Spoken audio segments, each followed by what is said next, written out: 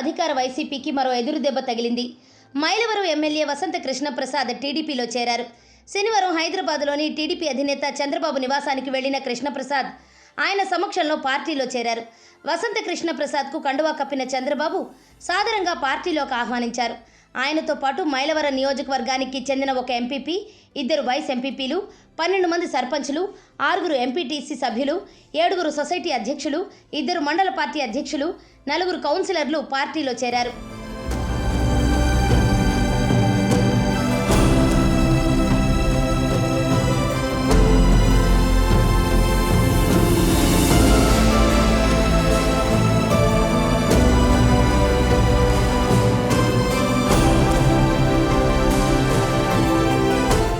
ఈ సందర్భంగా వసంత కృష్ణప్రసాద్ మాట్లాడుతూ, చంద్రబాబు మళ్లీ సీఎం కావాలన్నదే తన కోరికని, చంద్రబాబు పోటీ చేయమంటే చేస్తా, లేదంటే పార్టీ కోసం పనిచేస్తానన్నారు.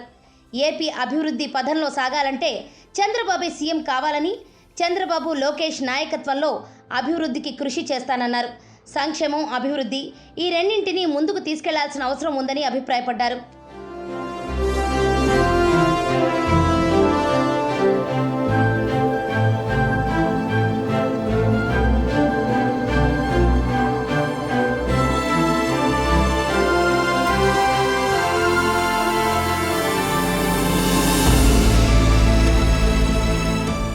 ఏపీ ప్రగతి మార్గంలో ముందుకు వెళ్ళాలి, పరిశ్రమలు రావాలి, యువతకు ఉద్యోగాలు రావాలి, ఇవన్నీ చంద్రబాబు వల్లే సాధ్యం అవుతుందన్నారు.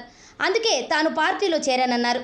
మైలవరం నియోజకవర్గంలో గడిచిన 4.5 ఏళ్ల కాలంలో వైఎస్ఆర్సీపీ ఎమ్మెల్యేగా పార్టీ నిర్మాణం, అభివృద్ధికి ఎంతో కృషి చేశానని, అయినా జగన్ తనను పట్టించుకోలేదని వసంత కృష్ణప్రసాద్ ఆవేదన వ్యక్తం చేశారు.